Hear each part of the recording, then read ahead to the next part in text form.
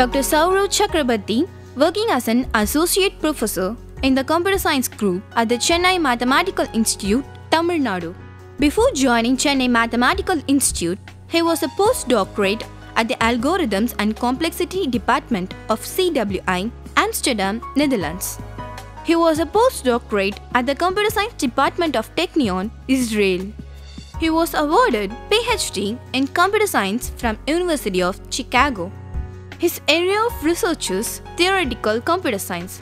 His focus has been in the classical and quantum complexity of Boolean functions, including property testing, sensitivity, block sensitivity of Boolean functions, and quantum database search in electronic commerce, in graph algorithms, and in coding theory. He has published several research papers in both national and international journals. Welcome to the UGC lecture series in computer science, and the topic is algorithms. So, today we will be looking at more of dynamic programming. In particular, we will be looking at these two problems known as the edit distance problem and the knapsack problem. As we told last time that one of the biggest problem of algorithms is to understand which algorithm or which problem should be solved using which technique, and the only way of getting a good handle on that is by trying out more and more problems.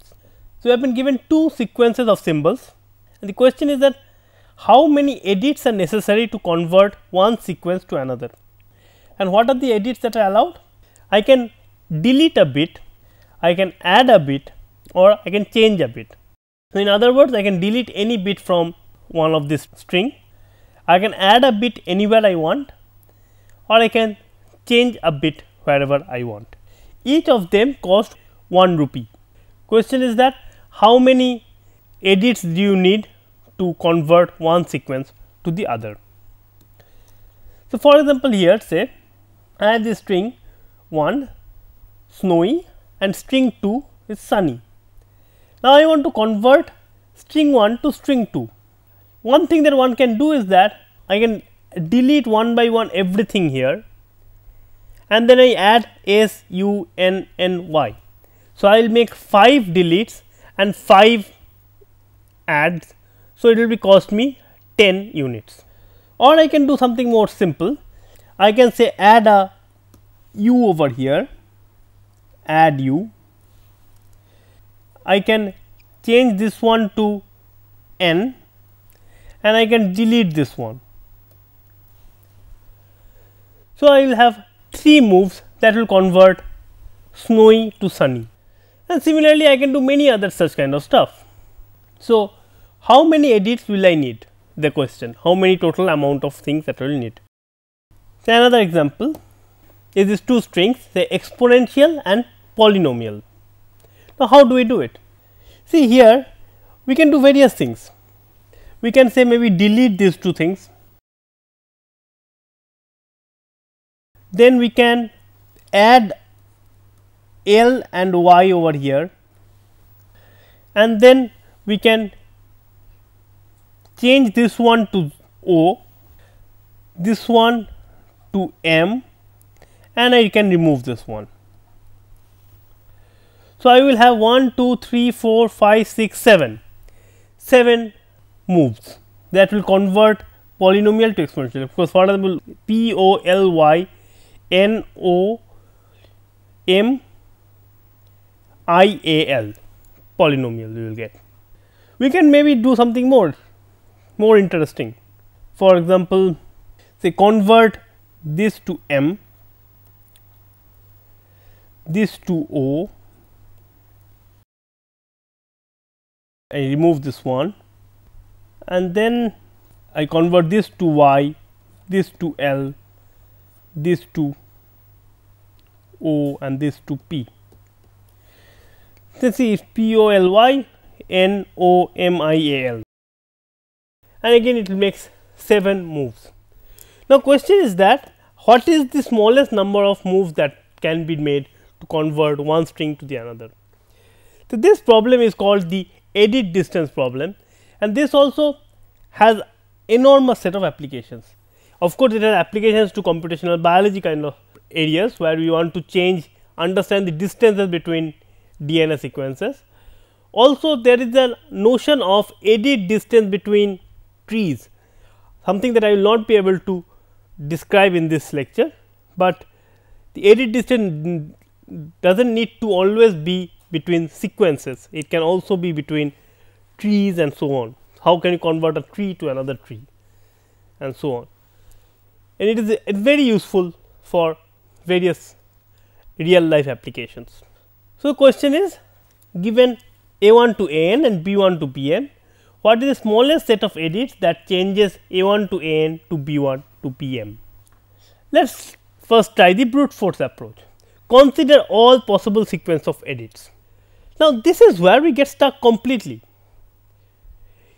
If you remember the longest common subsequence problem, there we had looked at all possible subsequence of A1 to AN, and the total number of possible subsequences were 2 to the power n. But here, what is the all possible sequence of edits? They can be basically anything, because we can add and delete any amount of stuff. So, sadly enough, the total number of possible sequences can be unlimited.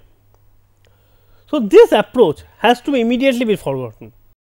This is a case where brute force approach just does not work, because it does not seem to have any limitations on the number of sequences that we have to consider. So, this is not good at all. In the second approach, let us go for the recursive approach. This is very similar to the longest common subsequence problem, but we define this thing called EDIJ. This be the smallest sequence of edits that converts A1 to AI to B1 to Bj. Again, why did we define this particular function EDIJ? It is because of our experience.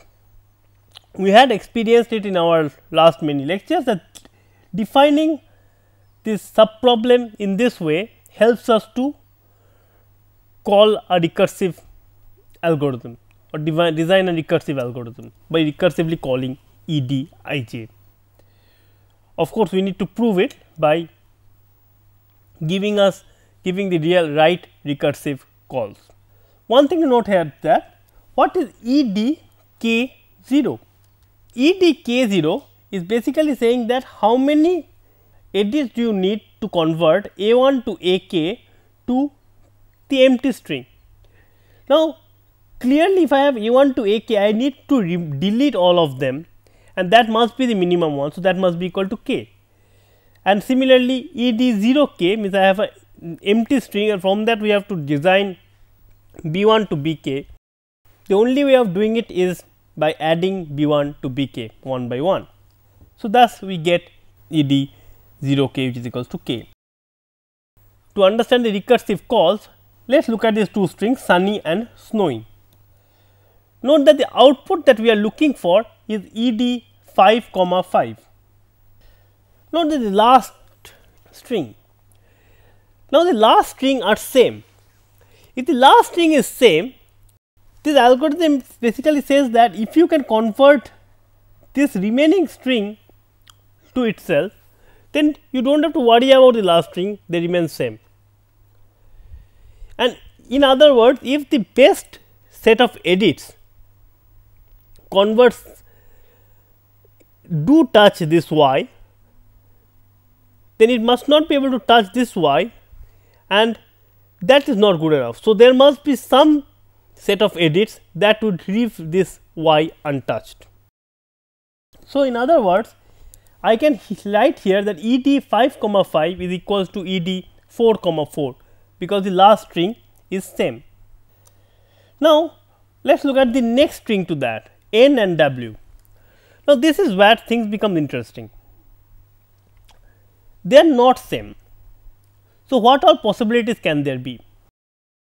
The first possibility, N can be converted to W, and then it would be like, okay, now convert this remaining string to remaining string. Or the next one is that I can remove W n, just delete n. If I delete this n, then I will have to convert this the remaining string to this whole string. And the third one is that I will add a w over here, add a w after n. If I add a w over n, note that I have to convert this sunny to snowy. So, a w has to be added here somehow, either by removing n, or it will come out from somewhere after this, or something has to be added. So, or add w. If I add a w over here, then the idea is that I will get this w, and in that case I have to convert this s, the remaining string, to this string. So, in other words, ed 4 4 can be written as either you change n to w, in that case I get ed 3 3, or you remove n. So, in that case you change 3 to 4, the remaining thing to the fourth string, or you add a w, in this case you convert this 4 string to 3 string, and in each of them you have to have already done one of the edits. So, it is plus 1. So, this is the recursive algorithm that we have. So, pseudocode of the recursive algorithm is first define the base case, then if a I equals to b j, then it is simply e d I j equals to e d I minus 1 j minus 1, else e d I j equals to I minus 1 j minus 1, minimum of all these three things plus 1. This is a very simple understanding of the pseudocode and recursive algorithm. But what is the runtime of this algorithm? The runtime of the recursive algorithm is just like in the other case. Note that we were calling for I j, we are calling either I minus 1 j, or j minus I j minus 1, or I minus 1 j minus 1. So, t of n equals to twice t n minus 1 plus t n minus 2 plus order 1, and which case you can see that we will get t n equals to 2 to the power order n. Again a pretty big number, it is an exponential number. So, that is not good for us at all.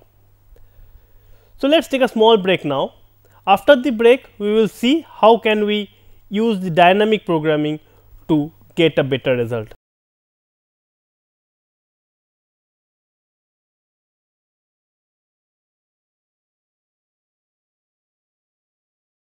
Welcome back after the break. Before the break, we saw the recursive algorithm, and we saw how the recursive algorithm gave an exponential time algorithm. But question is that can we do better? Yes, we can do better using dynamic programming. There are three different kind of dynamic programming: the divide and conquer algorithm, there is the greedy algorithm, and there is dynamic programming. And the dynamic programming, the idea is to decompose into small problems, just like in the case of recursive algorithm, solve the sub problems and store it in a table, and then combine these problems to get the answer to the bigger sub problems. So, we have already defined the sub problems. The E D I J was the sub problem, the base case was defined, and we have also done the how to combine the sub problems. So, the only thing that is remaining to be done is how to store it, and exactly here to store it, one would like to store it in a table. So, here I have written it in these numbers, but you can think of the numbers as 0, 1, 2, 3, 4, 5, and similarly 0, 1, 2, 3, 4, 5, and basically anywhere here say 3, 2, this will contain ED 3, 2. And how do we go about it? First of all, we solve the base case. Note that the base case we know that ED 0 k is equals to k and ED k 0 is equals to k. And now for the remaining ones, if these two are same, then this must be the diagonal one. So, in this case it is 0. If these two are not same, then it is the minimum of diagonal, top and bottom, the three things, and plus 1. So, in this case the minimum is 0. So, it will be 1. So, let us look at it. So, this is saying that how to convert S to S and U. and this basically says that you just remove u and you will get s. Similarly, here s is not equal to n. So, it is the minimum of these 3 plus 1. So, it is 2. Now, I will keep on adding it one by one. So, s and n is not same. The minimum of this 3 plus 1, so is 1. Here again not same, minimum of this 3 plus 1 is 1. So, now see here exactly again it happens. This is asking that how can we convert s and n to s and u, and since I have taken this diagonal one, so this basically says that all I need to do is change the n to u. Note that there were 3 different options, either you can remove that n or add the u or change the n. The diagonal one represent the change. Similarly, here n and n are same. So, this must be just the diagonal one, which is 1. N and n are same. So, this must be the diagonal one, so is 2. N and y are not same. So, it will be minimum of this 3 plus 1. O and s is not same. So, it will be 2, 2, 2, 2 and 3. Every time I am just looking at the all the 3 plus 1. W is also not same. So, it will be minimum of this 3 plus 1. So, 3, 3, 3, 3, 3. Y and y is not same. So, it will be minimum of this 3 plus 1. So, 4, 4, 4, 4, and here it will be same. So, it will be minimum. So, 3. Just to convert, we can convert snowy to sunny in 3 steps. So, here is the pseudocode of this dynamic programming. The pseudocode is exactly same, except that we have to store it instead of recursively calling it. The runtime, the algorithm stops after the whole table is full. The table contains m(n) spaces. Each space takes order 1 time to fill, because we are just looking at these 3 things and we are adding plus 1. So, the runtime is order m(n), much better than 2 to the power n that we had got in other ways.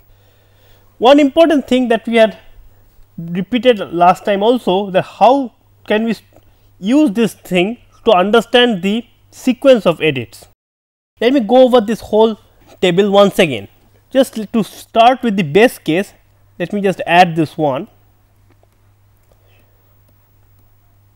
So, this is the base case that we had. Now, from everything else, what we will do is that we will, if s is equal to s, we know that it must have come from, then we have to look at the diagonal one and not add anything. So, we add a diagonal one and I put 1. Now, when we come here, we take the minimum of these 3 and add 1. So, maybe minimum of this 3 and add 1 is 2. Minimum of this 3 and add 1, say, it does not matter which one I choose. Minimum of this 3 and add 1, say, minimum of this 3 and add 1 is 5. I am just trying to do it in some random order. Say n here again, we have to, since it is not equal. So, you take the minimum of this 3 and plus 1, maybe it is 2. Here it is minimum of this 3 and plus 1. So, here I have to go down and that gets 2, minimum of this 2. So, this is n is equal to n. So, this 2 must come down from here and it will be 2. N is equal to n. So, it will be coming from there. So, it will be 3. N is not equal to n. So, it will be 4. So, basically I am just keeping a pointer about from where I am getting the answer. So, again here I have to take the minimum of this 3 plus 1. So, say minimum of this is 2 plus 1 is 3, same here 3, maybe 3, 3, 4. Here again say 4, 4, 4, 4, 4, and here again I do the same thing, 5, 5, maybe this one say 5, 5, and since y is equals to y, I go down here and get 4. Now, this is where I have not only these numbers, but also the arrows. Now, why that one helps? What we can do is that we can go back like this and we can obtain the actual number. For example, from here the first thing that I have done is go up, meaning, and since y is equal to y, meaning I leave that y as it is. So, I come here. From here this says that one thing to do is that we can remove this n, because we have gone down up. So, I delete this n. So, again we have gone up here, which means that n is not equal to O. So, I have n or changed n, and I come here.